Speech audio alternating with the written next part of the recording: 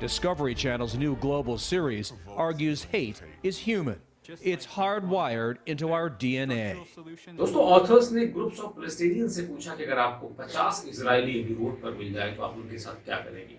40 लोगों ने दोस्तों ये माना कि अगर वो मिल जाए तो उनके साथ में एब्सोल्युटली एंगर का बर्ताव करेंगे और बिहेवियर करेंगे। Chimpanzees and bonobos are actually more closely related to us genetically than they are to gorillas.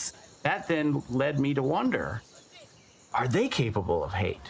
Or is it that how we can hate one another really special about us? दोस्तों इन सभी लोगों के response को author ने record किया और अपनी एक स्टडी कंक्लूड करी जिसमें उन्होंने ये पाया कि जो हेट होता है वो बहुत ही पावरफुल इमोशनल सिचुएशन होती है।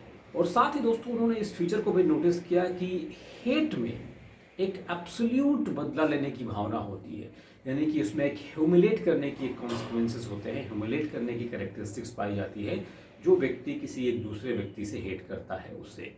3 एसेंशियल फीचर्स रिकॉर्ड किए गए थे हेट के, जिसमें से उन्होंने नोटिस किया था कि कोई भी व्यक्ति अगर किसी व्यक्ति से हेट करता है तो उसमें एक एंगर की भावना होती है, उसको किल करने की भावना होती है, उसे ह्यूमिलेट करने की भावना होती है और उसे कहीं ना कहीं इमोशनली सप्रेस करने की भावना होती है। दोस्तों हेट और एंगर में यहाँ पर डिफरेंस है, जिसके बारे में भी हम बात करेंगे। इन स्टडीज़ को कंक्लूड करते हुए ऑथर्स ने पाया कि जो पैलेस्टीनियंस हैं उनके अंदर इजरायलियों को लेकर के एक बहुत बड़ी मलाइनस की भावना है, उनमें एक इविल नोशन है पैलेस्टीनियंस को लेकर के, राइट, इजरायली को पैलेस्टीनियंस को लेकर के। तो ये नोटिस किया गया कि जो एक्सपीरियंसेस ऑफ हेट देखे गए हैं वो बहुत ही बड़े लेवल की इमोशनल फीलिंग्स होती हैं, जिसमें नेगेटिव इमोशंस के साथ साथ में कंटेम्प्ट होता है, इल मोरालिटी होती है और एक ह्यूमन सिविलाइजेशंस की जो एग्जिस्टेंस है, एक ह्यूमन लाइफ, उसको किल करने की भावना पाई गई है। Research recently found that people don't want to even spend as much time at Thanksgiving with their families if there's going to be political conflict. People are now less willing to date somebody from another political party than they are to date somebody from a different race. And if you think about the history of this country and how much aversion there was to interracial marriage, you've seen a sea change in how people are carving up the world and what defines us and them. And that is actually going to create even more division over time. Now the question arises, do we hate with everybody, right?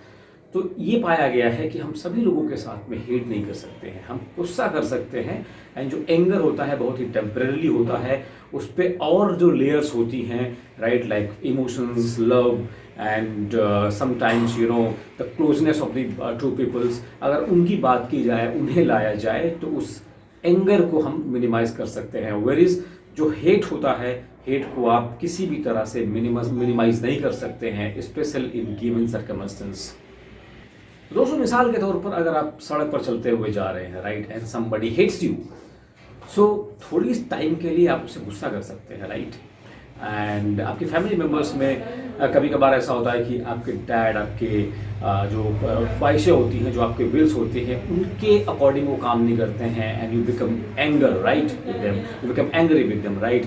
कई बार ऐसा होता है कि आप अपने family members के साथ छोटी छोटी बातों पर गुस्सा हो जाते हैं, बट वहाँ पर आपका जो कंटेम्प्ट ऑफ मोरालिटी है, जो एक इल फीलिंग है, आप मर्डर नहीं करने लगते हैं किसी का, राइट, आप किसी के साथ में बदले की भावना से नहीं काम करने लगते हैं, रेदर आप गुस्सा होते हैं, एक इमोशनल स्टेट आती है, उस स्टेट में आप रहते हैं, then after certain period of times due to some exchanges, right, love, attractions, emotions, आप उस चीज़ को भूल जाते हैं, उस चीज़ को आप नेग्लेक्ट कर देते हैं, या मैं यूँ कहूँ कि उस चीज़ से आप थोड़ा सा दूर चले जाते हैं, and you just forgive your family members and friends for their acts जो आपके हिसाब से नहीं हुए थे। लेकिन अगर आप हेट की बात करें तो हेट में जो फॉरगिवनेस के मामले हैं, ऑथर्स ने पाए हैं कि वो बहुत कम होते हैं, वो होते ही नहीं हैं। मोस्ट ऑफ द टाइम ये देखा गया है कि अगर हम किसी को हेट के कॉन्टेक्स्ट में फॉरगिव करने की कोशिश करते हैं या प्रिटेंड करते हैं, तो वो सिर्फ और सिर्फ एक प्रिटेंड करना ही होता है, वो कोशिश जेन्युइनली नहीं होती है, because you don't feel to do that, right. और आप ऐसा इसलिए नहीं करते हैं बिकॉज मैंने जैसा कि स्टार्टिंग में बोला था इस वीडियो के कि जो हेट होता है, this is a negative massive emotional phenomena which carry with you for the long time, right. जैसे कि पैलेस्टीनियंस पिछले 40 सालों से इजरायलियों के लिए हेट करते आ रहे हैं और इजरायली पैलेस्टीनियंस के लिए हेट करते हुए आ रहे हैं। ठीक इसी तरह अगर आप देखें तो जो अल्बानियन हैं वो सर्बियंस के लिए सैकड़ों सालों से हेट करते आ रहे हैं और सर्बियन अल्बानियन से हेट करते हुए आ रहे हैं। तो ये जो होता है ये चीज़ कभी जो है मिनिमाइज नहीं की जा सकती है due to minimal features. Now the question arises, why do we hate people, right? हम क्यों करते हैं नफरत? हम इसलिए तो नफरत करते नहीं हैं कि दूध वाले ने टाइम से दूध नहीं दिया, पेपर वाले ने टाइम से पेपर नहीं दिया, राइट? आपके पिताजी ने आपको आपकी फेवरेट गिफ्ट नहीं करी, या फिर मुझे मेरी फेवरेट रिलेशनशिप में जो रिक्वायरमेंट थी वो नहीं मिली, राइट? हम इन सब चीज़ों पर तो हेट नहीं करते हैं, right? There are reasons beyond all these things. जो इनके बियॉन्ड में रीजन्स होते हैं वो बहुत ही चौंकाने वाले हैं। ऑथर्स के हिसाब से हम जो हेट करते हैं लोगों से वो मोस्ट ऑफ द टाइम्स वो बेस होता है सुपीरियरिटी कॉम्प्लेक्स पे, या फिर इंफीरियरिटी कॉम्प्लेक्स पे, या फिर कास्ट बेस्ड डिस्क्रिमिनेशन होता है, या फिर रिलीजियस बेस्ड डिस्क्रिमिनेशन होता है, एथनिक डिस्क्रिमिनेशन हो सकता है, जेंडर बेस्ड डिस्क्रिमिनेशन हो सकता है, राइट? सो यहाँ पर जो हम शब्द यूज़ कर रहे हैं, जो बड़े बड़े शब्द आ रहे हैं, inferiority, superiority, discrimination, gender, race, इनको हमें क्रिटिकली देखने और समझने की ज़रूरत है, जिससे हमें ये समझ में आए कि हम आखिर हेट करते क्यों हैं। इस बात को समझने के लिए हम एक अल्बानियन स्टोरी डिस्कस करेंगे। एक ऑथर ने एक केस स्टडी छापी है, उसमें ये बताया गया है, एक वुमेन है, उसका एक्सपीरियंस, उसे बात करी गई तो उसने अपना एक्सपीरियंस शेयर करते हुए कहा कि लगभग 10 साल पहले इस पेपर के हिसाब से, राइट, कुछ सर्बियन सोल्जर्स हमारे घर आ धमकते हैं रात के 12 बजे और वो हमें टेरराइज करते हैं, हमसे बोलते हैं कि आप हमारे इस इलाके को जल्द से जल्द, यानी कि उनके ही घर को जल्द से जल्द खाली करके वो कहीं और शिफ्ट हो जाएं, अदरवाइज उनकी पूरी फैमिली को मार दिया जाएगा, राइट? तो ये जो फीलिंग थी, जो ये डिस्क्रिमिनेशन था, जो एक एविल था, ये सिर्फ और सिर्फ एथनिक था। अल्बेनियन एंड जो सर्बियन जो एथनिसिटी का जो कॉन्फ्लिक्ट था, उस पर ये चीज़ें बेस्ड थी। उसी चीज़ों को लेकर के सर्बियन सोल्जर्स इस वुमेन के घर आए थे और नतीजतन ये हुआ कि उस महिला को अपना घर छोड़ना पड़ा रात के 12 बजे ही, राइट? एंड वो लोग जाकर के अल्बानिया में फिर शरण लिए और वहीं रहे। फिर उसका इंटरव्यू रिकॉर्ड किया गया और पूछा गया कि क्या आज आप अगर सर्बिया में जाना चाहें तो जा सकते हैं, या फिर आप उन सोल्जर्स को जो उन्होंने आपको भगाया था, जो धमकाया था, क्या उन्हें आप माफ़ कर सकते हैं? तो इस वुमेन ने ओपनली एक्सेप्ट किया कि नहीं, वो उन सोल्जर्स को माफ़ नहीं करेंगी और ना ही उन सर्बियन लोगों को माफ़ करेंगे। अगर आप देखें तो यहाँ पर उन सर्बियन लोगों की कोई गलती नहीं थी। That was the system at that time, right? जो उस सिस्टम के तहत जो मिलिट्री सोल्जर्स थे वो आए थे उन्हें भगाने के लिए, ना कि सर्बियन लोग। मैं आपको पॉइंट आउट कराना चाहता हूँ ताकि आप ये समझें कि जो हेट जनरेट होती है, जो हम हेट करते हैं, वो एक मैकेनिकल प्रोसेस के तहत आती है, वो सिस्टमेटिक प्रोसेस के तहत आती है। वो एंगर नहीं होता है, एक आइडियोलॉजिकल ड्रिवन मोटिव होता है उस हेट के पीछे। तो इस अर्बानियन वुमेन ने बोला कि नहीं, वो ना तो वो लोगों को माफ़ करेगी, ना ही सर्बियन सोल्जर्स को माफ़ करेगी, rather than she will die. तो इस तरह का जो कॉन्सिक्वेंसेस होता है वो हमें देखने को मिला है। दोस्तों, ये बात हो गई हॉस्टाइल एक्सपीरियंसेस उनके बेसिस पे लोग हेट करते हैं। वही दूसरी तरफ कास्ट के कॉन्टेक्स्ट में अगर बात की जाए, खास करके इंडियन कॉन्टेक्स्ट में, तो सदियों से एक वर्ण के लोग किसी दूसरे वर्ण के लोगों का डिस्क्रिमिनेशन करते हुए आए हैं। अगर ओपनली बात की जाए, वर्णा सिस्टम के तहत बात की जाए, तो कुछ जो अपर कास्ट के लोग हैं इंडिया में, वो लोअर कास्ट के लोगों का डिस्क्रिमिनेशन हजारों सालों से करते हुए आए हैं। उनकी कुछ वजह हैं, उन्हें किसी विशेष आधार के हिसाब से डिस्क्रिमिनेट किया गया है इस पूरे इंडियन सोशल सिस्टम में, सोशल फैब्रिक में, राइट? तो दोस्तों, जिन लोगों के साथ में डिस्क्रिमिनेशन हुआ है कास्ट के हिसाब से, सपोज किसी बैकवर्ड लोगों को डिस्क्रिमिनेशन का सामना करना पड़ा है किसी फॉरवर्ड क्लास के कास्ट के लोगों के द्वारा, तो जाहिर सी बात है कि जो बैकवर्ड क्लास का तबका है वो फॉरवर्ड क्लास के तबके से नफरत करेगा। To be put it in very precise manner, example के तौर पर अगर मैं बोलना चाहूँ तो हमारे यहाँ जो SC या ST कम्युनिटी के जो लोग होते हैं, जिन्हें शूद्र की कैटेगरी में रखा जाता है, उनको बहुत ही इल ट्रीट किया गया है इंडियन सोशल फैब्रिक पे, इंडियन सोशल सोसाइटी में। एक समय ऐसा था कि उन लोगों पर अपने गले में जो है मटकी बांध के चलना पड़ता था और पीछे खजूर की टहनी लगा के चलनी पड़ती थी, जाके चले वो तो पदचिन्ह बैठ जाए, राइट? और उनकी राल या सलाइवा ज़मीन पर ना गिरे ताकि वो ज़मीन कहीं अपवित्र ना हो जाए। तो जिन लोगों को ये सब चीज़ों का सामना करना पड़ा होगा, जाहिर सी बात है कि वो लोग कभी भी किसी विशेष तबके के जो लोग थे, जो अपर कास्ट थे, उनके खिलाफ वो सहानुभूति नहीं रखेंगे, उन्हें कभी माफ़ नहीं करेंगे, उनके साथ कभी लव और अफेक्शनेट की रिलेशनशिप नहीं होगी।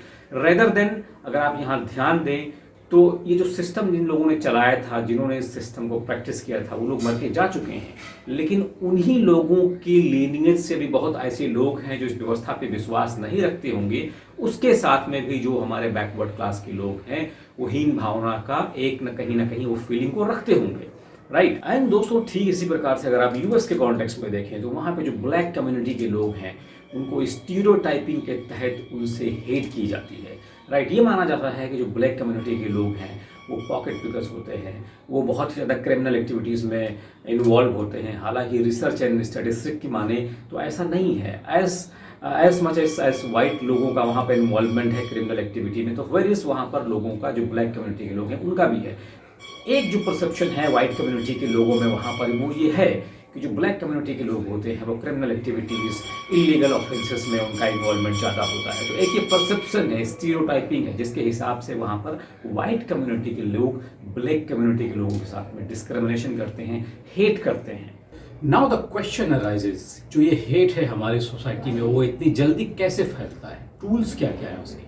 तो अगर आप गौर करेंगे अपने आसपास तो आप ये पाएंगे कि आपके यहाँ पर जो सोशल मीडिया प्लेटफॉर्म्स होते हैं, मीडिया का जो एक प्रोपेगेंडा होता है, जो हेट स्पीचेस होते हैं, उनके माध्यम से आपके पास तक जो हेट होता है वो बाई सेकेंड पहुँचता है और फिर आप उस हेट से इन्फ्लुएंस्ड होते हैं।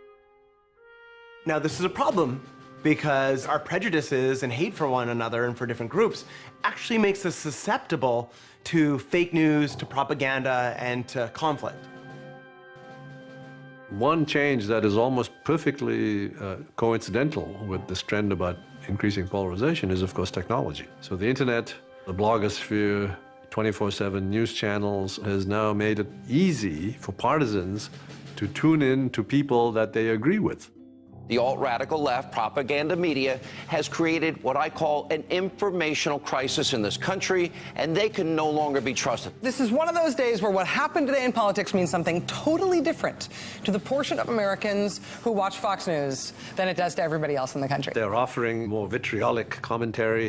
They're offering, really harsh coverage. People are misinformed about the other side. And at some point, it has to add to the animosity and the hostility being expressed by ordinary citizens. News media is using aspects of our psychology, the fact that we are so tribal, to make money. We naturally gravitate to information that confirms what our group already believes. So the media can profit by feeding us what we want to see. There's an incentive structure out there to keep us so polarized.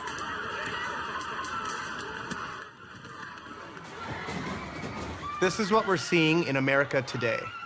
And this Facebook algorithm is perfectly designed to just bypass all of those institutions that are supposed to manage that and just bring all of those urges out. And what we are now beginning to understand is that it doesn't just lead to people saying nasty things on Facebook, but it actually makes people significantly more prone to real-world violence. Now the question is, hate के products क्या होते हैं, consequences क्या हो सकते हैं, परिणाम क्या क्या हो सकते हैं? तो दोस्तों, रिसर्च एंड स्टडी में ऐसा देखा गया है कि जहां पर भी हेट का कॉन्फ़िगरेशन, हेट का स्केल अबव टॉलरेंस लेवल होता है, एक अबव पैरामीटर्स होता है, वहां पर या फिर डिक्टेटोरियलशिप का रूल होता है, या फिर वहाँ पर तानाशाही आती है, या फिर वहाँ पर मिलिट्रिज्म होता है। एग्जाम्पल के तौर पर अगर आप जर्मनी का नाजी देखेंगे, आप हिटलर का जो है जर्मनी देखेंगे, तो आप ये पाएंगे कि सबसे पहले वहाँ पर ज्यूज के खिलाफ हेट को प्रोपोगेट किया गया। उसके बाद फिर वहाँ पर एक तानाशाही एक हुकूमत आती है जो अडोल्फ हिटलर लेके आते हैं। सेम सेंस में अगर आप समझना चाहें तो पाकिस्तान के एग्जाम्पल को भी समझ सकते हैं। पाकिस्तान में लंबे समय तक हेट क्रिएट की गई एक विशेष कम्युनिटी के खिलाफ, फिर वहाँ पर आता है मिलिट्री का रिज्म। तो इसके ये कॉन्सिक्वेंसेस होते हैं। You can look back to all of the wars, all of the conflicts we've seen over human history, like over the long human history. And in each case, what we find is group identity is at work, and it's allowing normally empathic humans to do some horrible stuff to other members of our own species.